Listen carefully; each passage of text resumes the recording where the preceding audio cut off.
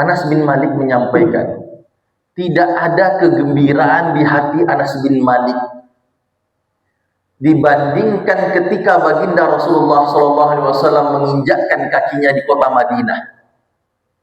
Sampai-sampai beliau menggambarkan sebuah kondisi ketika itu, adha'a fiha kulla syai'. Kota Madinah itu ketika dikunjungi oleh baginda Rasulullah SAW, seolah-olah seluruh Madinah ketika itu bersinar. Kenapa bersinar? Semua orang turun menghampiri baginda Rasulullah SAW dengan mengucapkan alhamdulillahirabbil alamin, bentuk syukur dengan lisan kita. Tetapi kalau kita melihat syukur kita dengan lisan kita ini belum seberapa hebatnya dengan orang-orang terdahulu. Kenapa? Karena Imam Ibrahim bin Adham itu pernah menjumpai tunawisma.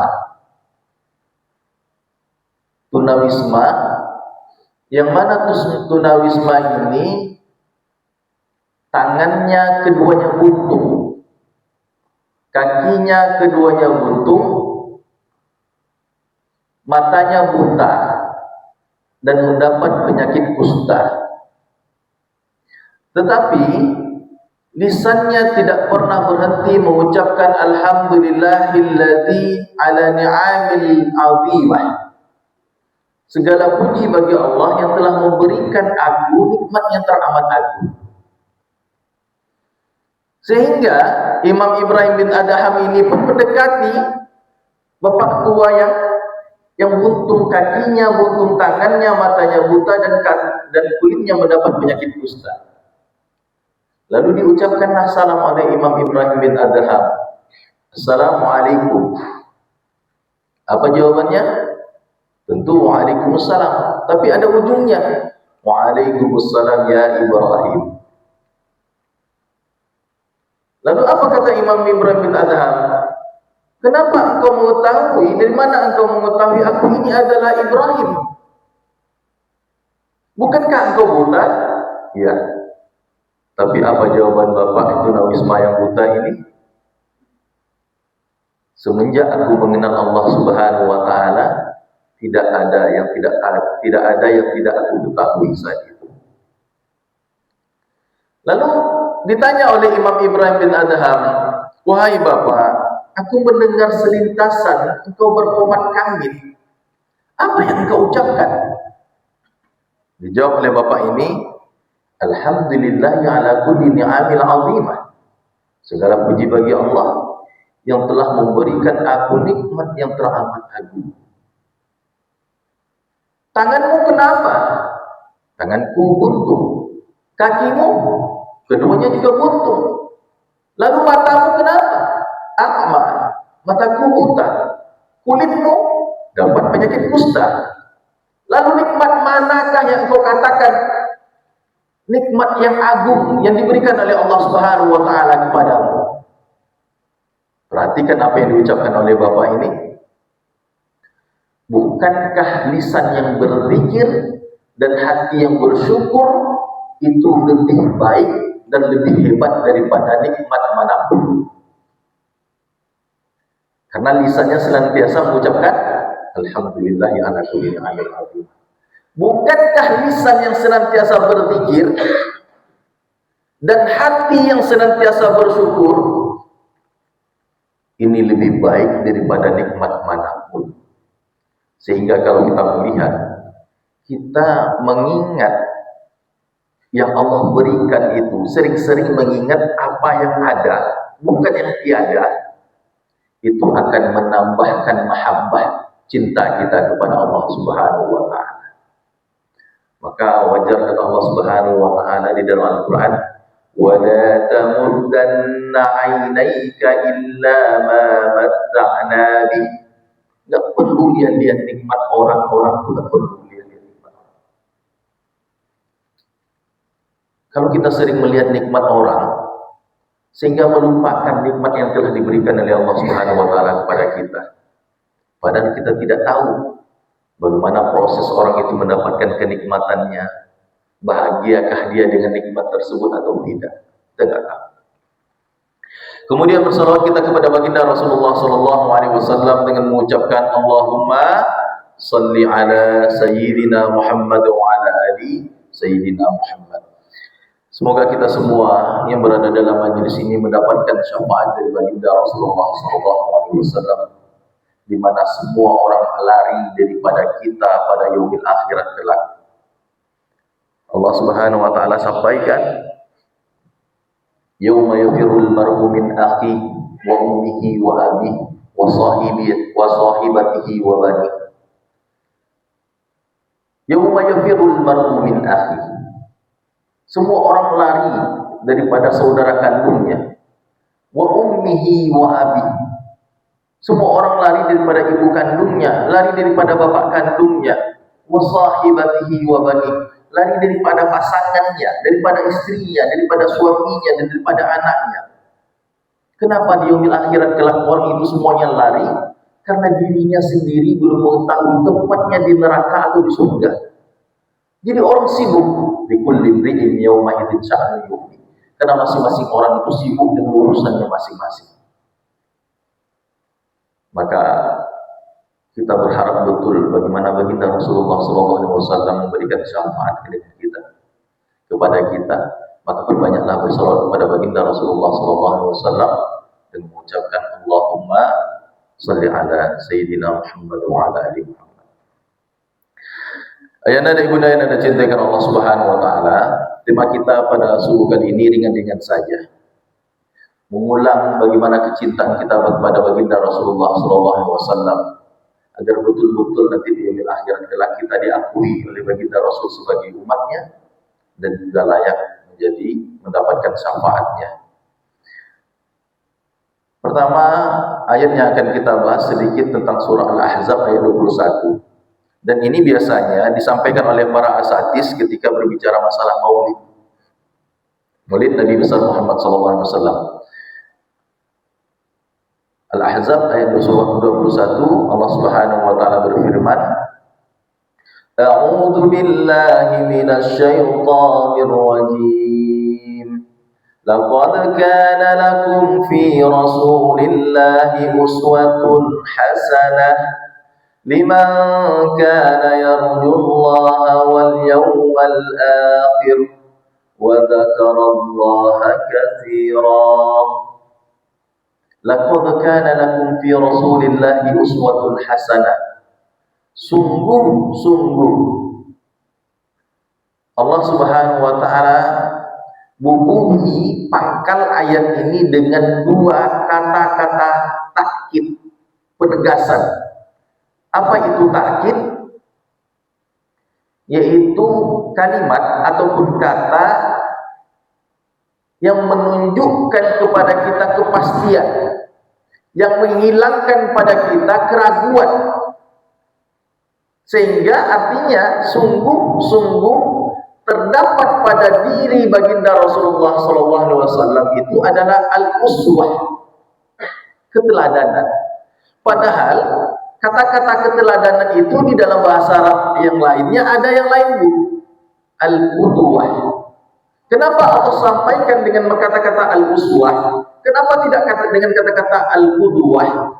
Ternyata al-qudwah itu adalah keteladanan yang terbatas. Dia bisa menjadi teladan dalam satu sisi, tapi tidak bisa menjadi keteladanan pada sisi yang lain. Apa contohnya? Ada kawan suka mentraktir temannya yang lain.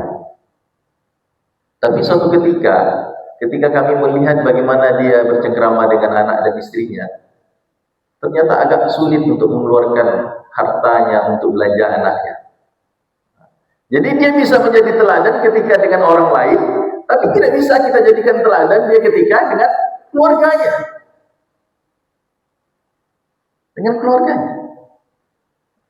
Maka Allah sampaikan di dalam ayat ini dengan kata-kata al-uswah, tidak dengan al-qudwah. Al-uswah itu adalah keteladanan yang sempurna, menyeluruh. Dari segi apapun Rasulullah SAW itu pantas untuk dicontoh. Baik dari lisannya, ucapannya, kata-katanya, tindak tanduknya, sifatnya, lalu ketetapannya. Bukankah ini yang dikatakan dengan hadis? Ma udifa ila nabi min fi'lin wa qawlin wa taqririn wa sifatin.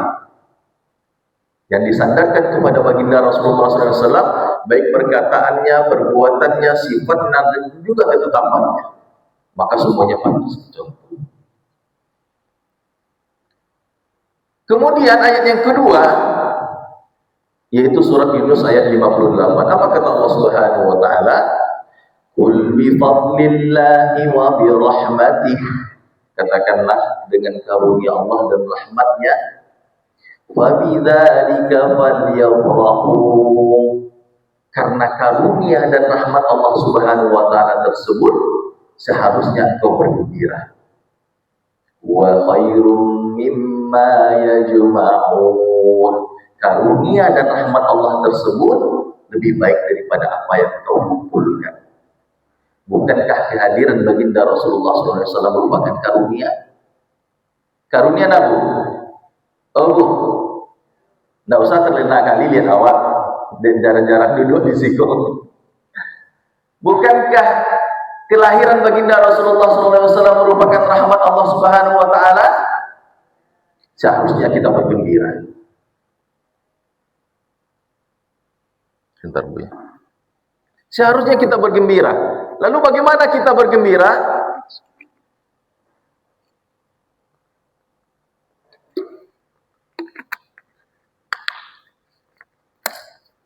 Ada 3 kata para ulama.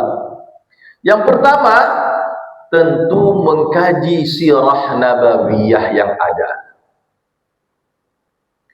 Kita tahu literasi membaca kita itu lemah. Orang Indonesia dalam membaca buku itu lemah. Kalau orang Eropa, Jerman, Cina, itu dalam 1 tahun terkadang ada menghabiskan bukunya 50 buku yang telah dia baca. Kita dalam 50 tahun hidup kita berapa kali buku yang telah kita tamatkan? Tapi kalau untuk membaca WA cepat kita. Yang membaca WA cepat kita. Maka baca sirah nabawiyah. Karena literasi kita itu kurang, hadiri kajian-kajian yang membahas masalah baginda Rasulullah SAW. Kalau sekarang ada kitab yang lagi viral itu tentang sirah nabawiyah, yaitu karya Safiur Rahman Al-Mubarakfuri.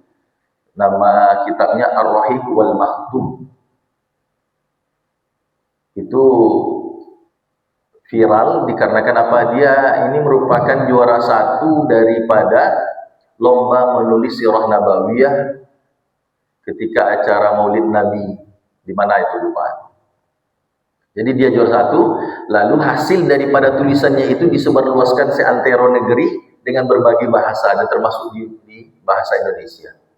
Itu boleh dimiliki. Silahkan cek Keranjang Kuning.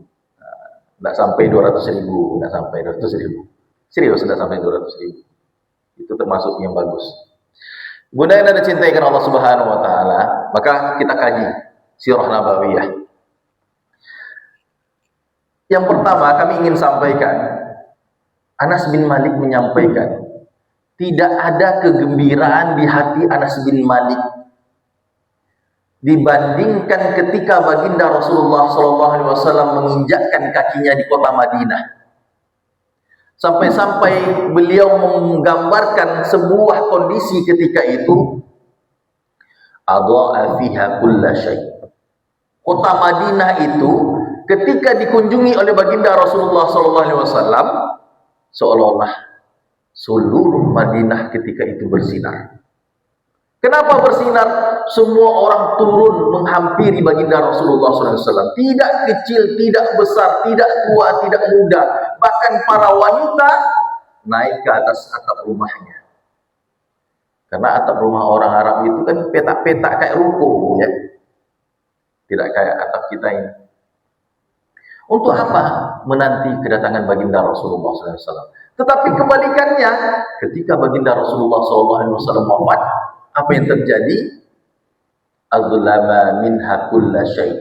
seolah-olah cahaya kota Madinah itu meredup. Bahkan tak terdengar lagi Bilal bin Rabah mengumandangkan azan seperti azannya Ma'jam. Oh, seperti azannya Ma'jam gitu kan.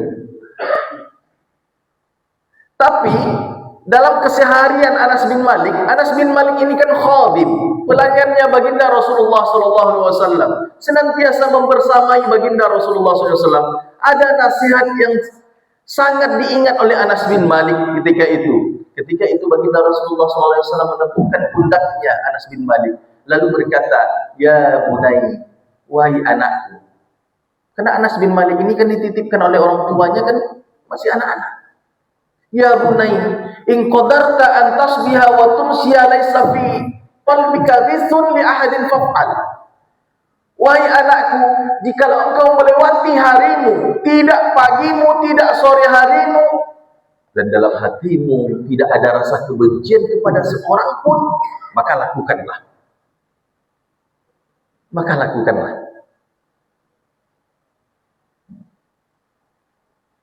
Apa kata baginda Rasulullah SAW selanjutnya? Wa dzalika min sunnati, dan sesungguhnya itu adalah sunnahku.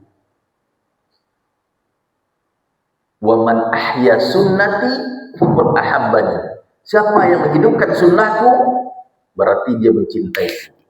Wa man ahabbani kana ma'aya fil jannah. Dan siapa yang mencintaiku layak dia masuk surga bersamaku. Bukan hanya sekedar masuk surga, tapi masuk surga bersama. Apa maknanya ini, Bu?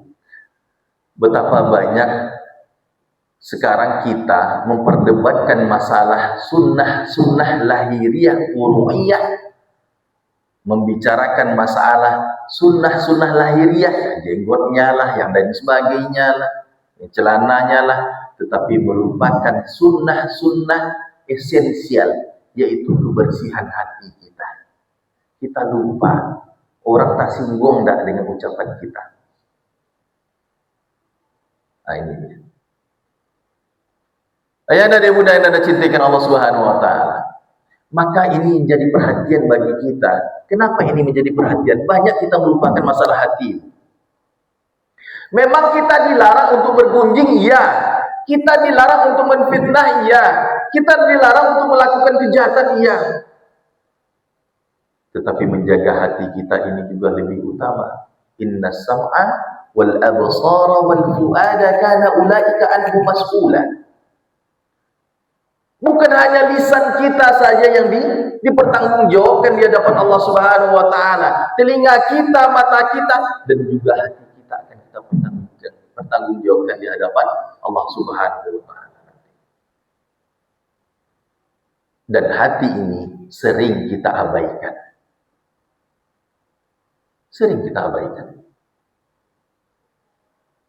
Dan ini wajar disampaikan oleh baginda Rasulullah SAW. Di dalam hadis yang juga diriwayatkan oleh Anas bin Malik. Mungkin hadis ini adalah masyhur di kalangan kita. Dan para asatidz sering menyampaikan kisah-kisah ini. Apa itu kisahnya? Ketika baginda Rasulullah SAW sedang dalam satu majlis dengan para sahabat. Lalu Rasulullah SAW berucap, "Wahai sahabatku, nanti sebentar lagi akan lewat seorang pemuda Ansor yang mana jenggotnya basah dikarenakan air wudunya dan tangan kirinya menenteng sandalnya." Lewatlah orang Ansor di hadapan para sahabat. Hari pertama. Hari kedua juga demikian. Lewat lagi. Rasulullah SAW berucap lagi, wahai sahabatku, nanti akan lewat calon penghuni surga di mana jenggotnya basah karena air wudunya dan tangan kirinya menenteng sandalnya. Bukan dua kali, tetapi hari ketiga hal yang sama terjadi. Wahai sahabatku, akan lewat di antara kalian nanti seorang pemuda Ansor, dia adalah calon penghuni surga, di mana jenggotnya basah karena air wudunya dan tangan kirinya menenteng sandalnya. Setelah hari yang ketiga ini, kemudian baginda Rasulullah SAW pergi, lalu Abdullah bin Amr bin As penasaran. Kalau istilah kita sekarangnya kepo. Kepo. Apa itu kepo? Hah? Kepanjangan kepo itu apa, Bang Jabril? Knowing everything, particle object, kepo. Itu bahasa Piamannya. Bunda yang Anda cintakan Allah Subhanahu wa taala, sehingga Abdullah bin Amr bin As ini mengikuti pemuda Ansor tadi, ingin mencari tahu kenapa baginda Rasulullah SAW menyebutkan pemuda Ansor ini adalah calon penghuni surga. Tentu aku juga ingin menjadi calon penghuni surga, kata Abdullah bin Amr bin As. Diikutilah pemuda Ansor ini.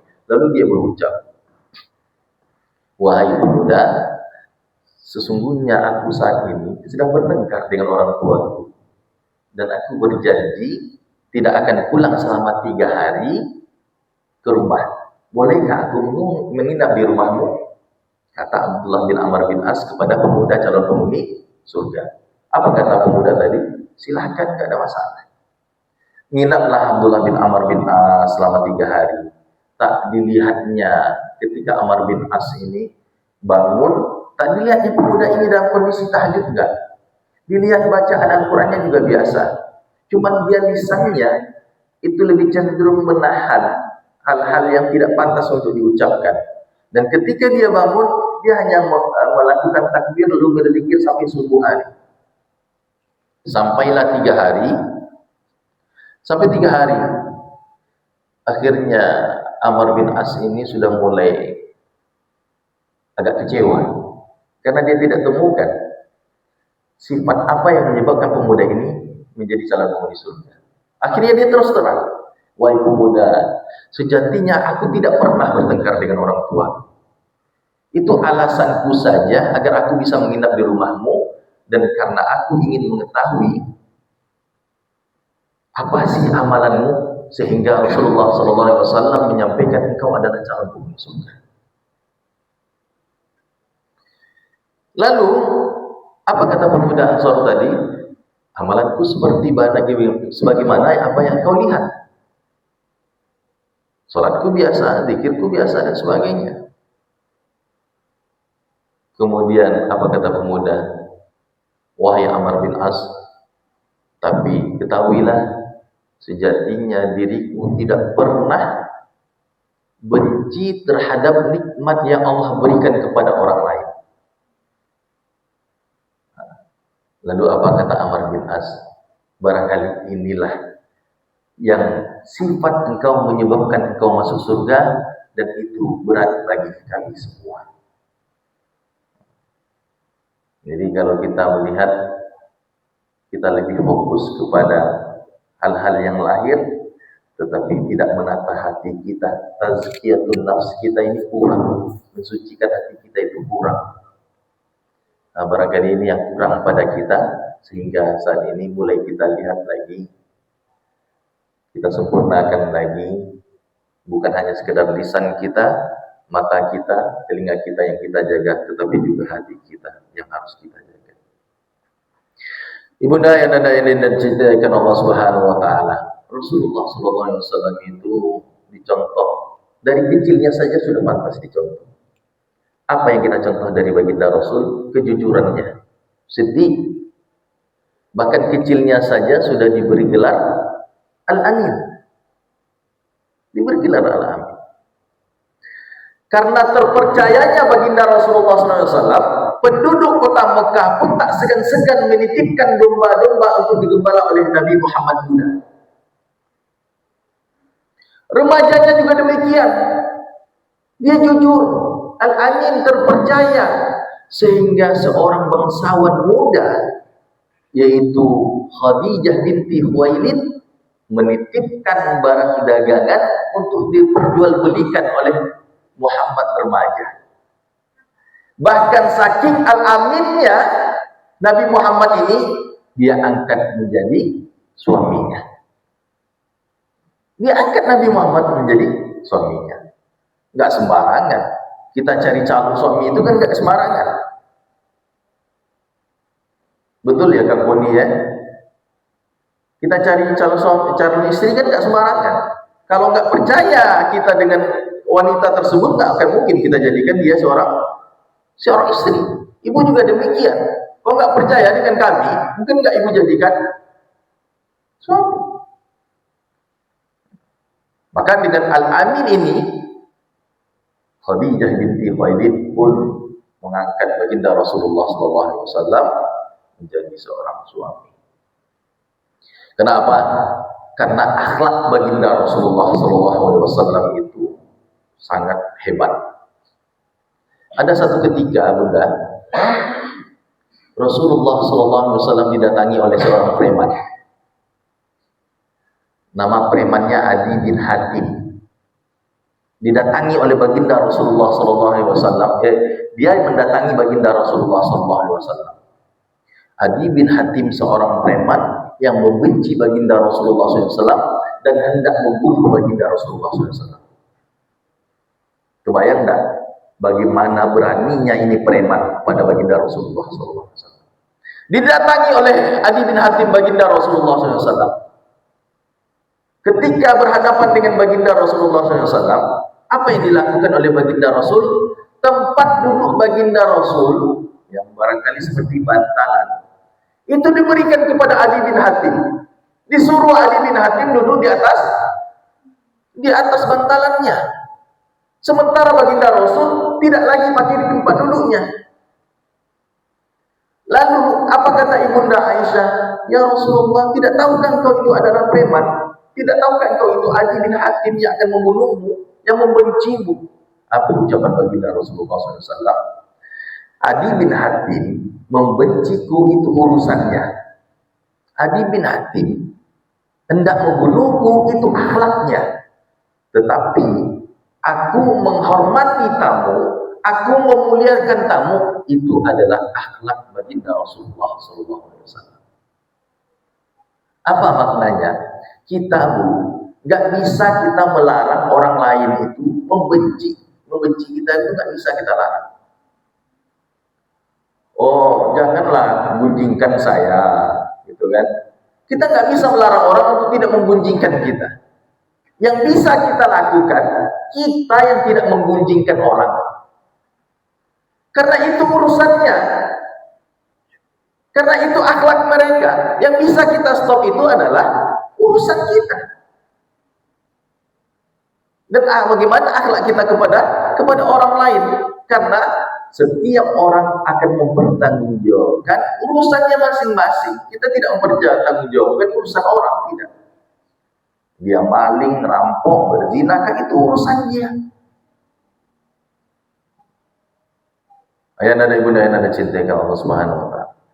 Anak-anak dia bisa menjadi contoh. Ketika remaja, Rasulullah SAW bisa dijadikan keteladanan sebagai suami.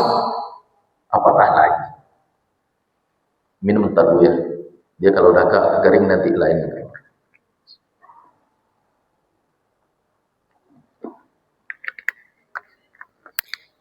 Apatah lagi menjadi seorang suami. Ibunda Aisyah, ini kenapa Ibunda Aisyah terus? Karena Ibunda Aisyah itu, ini salah satu Bu ya, salah satu hikmah Aisyah itu nggak punya anak. Banyak ilmu yang didapati melalui Ibunda Aisyah.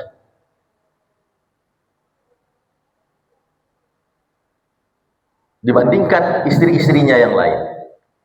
Jadi Ibunda Aisyah ini pernah ditanya oleh sahabat, ya Aisyah, bagaimana aktivitas keseharian baginda Rasulullah SAW? Apa kata Ibunda Aisyah? Kana basyaram minal basar. Adapun Rasul itu sebagaimana manusia biasa, sebagaimana laki-laki biasa. Tetapi hebatnya apa? Yang pertama, yuhdi taubah. Ketika bajunya sobek, dia menjahit sendiri. Kang Puni pernah jahit sendiri setelah sama Kak Ros nih. Yufli taubah.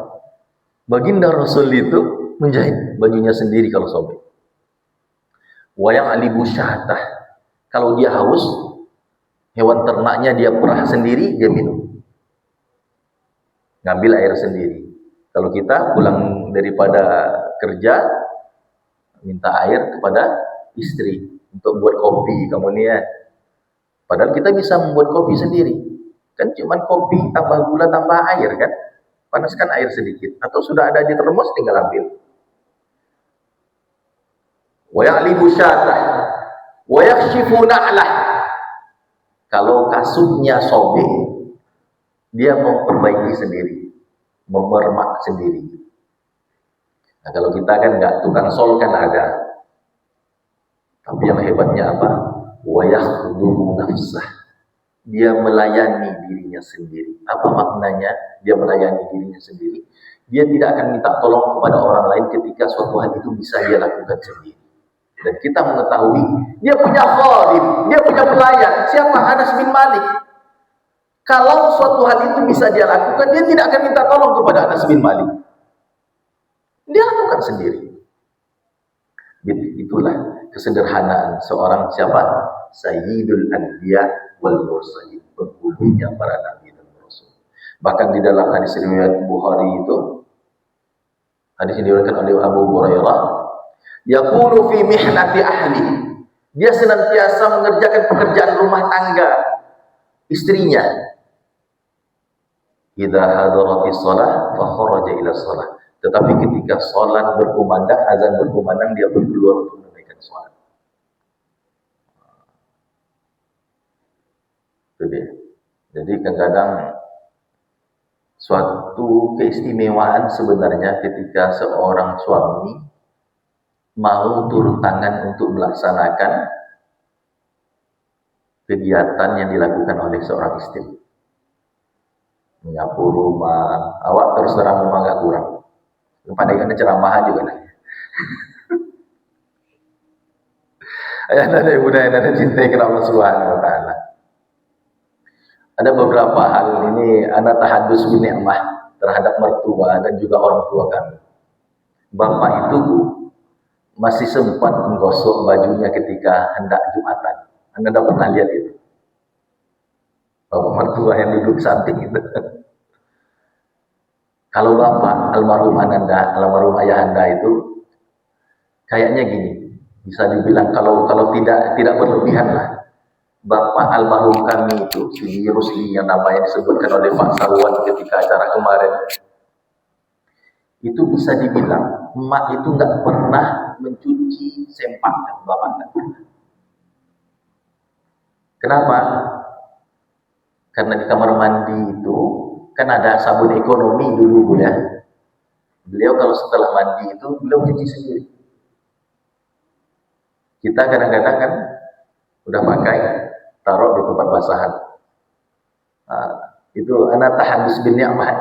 Bapak itu kayak itu tuh, yang belum bisa anda tiru gitu. Ayah dan ibu dan anda cintai karena Allah Subhanahu wa taala. Jadi tak habis-habis sebenarnya ketika kita berbicara masalah baginda Rasulullah sallallahu alaihi wasallam. Ketika dia menjadi seorang suami, dia adalah seorang pendengar yang hebat. Nah, ini Aisyah lagi nih. Suatu ketika Aisyah ini pernah berbicara menceritakan tentang 11 wanita yang saling menceritakan suami mereka masing-masing. Kalau istilah kita apa namanya ya? Tabu unting lah mungkin ya. Curhat. Masih ada ya. Jadi orang ini sepakat Bu, yuk kita ceritakan. Terserah kelebihankah ataupun kekurangan daripada suami kita masing-masing. 11 orang loh, lama itu. Ada yang menceritakan suamiku tuh galak. Bahkan ketika salah kepleset saja bicara bisa jadi diceraikan. Bayangkan dulu kamu nih. Salah sedikit bisa jadi diceraikan. Ada yang lain lagi suaminya, istrinya mengatakan, suamiku itu pendiam, tapi makannya banyak. Suaminya diam, tapi makannya banyak Bu Yusuf. Jadi hati-hati dengan orang pendiam.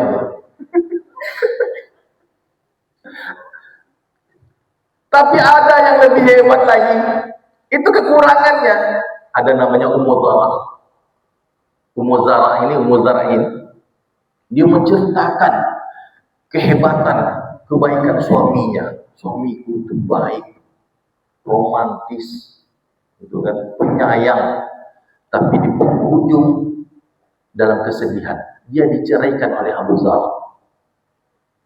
Abu Zara'in diceraikan. Sehingga hadis ini ternyata dibuat sebuah kitab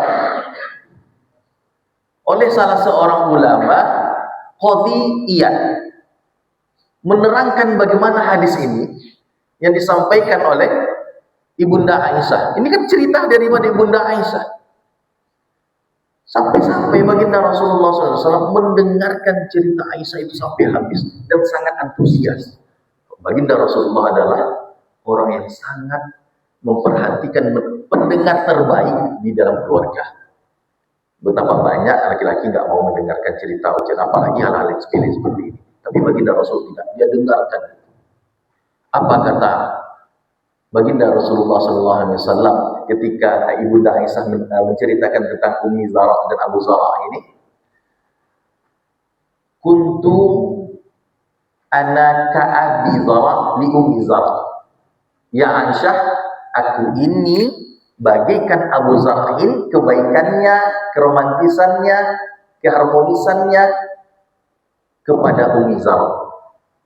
Istilahnya harmonis, romantis, baiknya Abu Zara itu juga yang aku dapati di diriku kepada engkau. Bedanya apa? Karena Abu Zara talaqqa, dia menceraikan. Walakinni, tetapi aku la utalliq, aku tidak menceraikanmu dan tidak memisahkanmu. Itu aja bedanya dengan baginda Rasulullah SAW. Bunda yang anda cintai karena Allah Subhanahu Wa Taala, panjang nih. Terakhirlah, ini banyak nih. Kalau kita bercerita masalah baginda Rasulullah, Rasulullah SAW itu kita udah lihat kecilnya bisa dijadikan contoh, remajanya bisa kita jadikan contoh, sebagai suami dia bisa dijadikan contoh, dan sebagai pemimpin dia pantas untuk ditiru. Ada satu kitab dikarang oleh penulis modern Simon Sinek namanya. Judul bukunya The Leader Eat Last. Pemimpin itu makan paling terakhir. Kalau sekarang pemimpin kita gimana, Bu? Makan duluan. Simon Sinek. Jadi intinya di dalam buku itu diceritakan bagaimana pemimpin-pemimpin dunia ketika dia memiliki prinsip ini, dia makan paling terakhir, dia sukses. Dan ternyata baginda Rasulullah SAW sudah jauh-jauh hari mencontohkan ini, Bunda. Kapan itu? Ketika Rasulullah SAW dengan para sahabat safar, bekal habis. Bukan hanya sekedar bekal yang habis, minuman juga habis, Kang Koni. Yang ada cuman apa? Abu Qatadah dan baginda Rasulullah SAW bawa midha'ah. Midha'ah ini tempat air, tentu isinya air. Sehingga apa yang dilakukan oleh baginda Rasulullah SAW? Abu Qatadah menuangkan air ke dalam beberapa gelas, lalu baginda Rasulullah SAW memberikan kepada para sahabat. Semuanya hampir kedapatan kecuali dua. Tinggallah Abu Qatadah dengan Rasulullah SAW. Lalu disuruh baginda Rasulullah SAW, ya Abu Qatadah, tuangkan air. Ternyata cuma tinggal satu gelas. Kira-kira untuk siapa nih satu gelas ini? Apakah untuk baginda Rasul? Tidak. Disuruh dulu oleh baginda Rasulullah SAW, ya Abu Qatadah, isyrab, minumlah. Tetapi akhlaknya para sahabat kepada baginda Rasulullah SAW, la asyrab hatta tasyrab. Ya Rasul, aku tak akan minum air ini sebelum kamu minumnya. Begitu sayangnya Abu Qatadah dengan baginda Rasulullah, meskipun dia dalam kehausan. Dan begitu sayangnya baginda Rasul dengan Abu Qatadah. Sehingga apa tanggapan baginda Rasulullah SAW terhadap Abu Qatadah yang menolak untuk meminum air tersebut? Sakil kaum akhiruhum syurubah. Sesungguhnya pelayan suatu kaum adalah orang yang paling terakhir minum.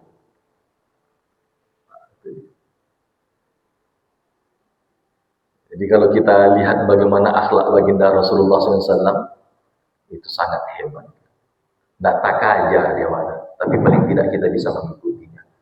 Menjadi pemimpin Seharusnya bukan hanya masalah jabatan, bukan hanya masalah kekuasaan, tetapi masalah melayani dan mengorbankan. Barangkali itu dahulu yang dapat Anda sampaikan, karena waktu sudah masuk. Kita tutup dengan doa kafaratul majlis. Subhanakallahumma wa bihamdika asyhadu an la ilaha illa anta astaghfiruka wa atubu ilaik. Berbanyak maaf. Assalamualaikum warahmatullahi wabarakatuh.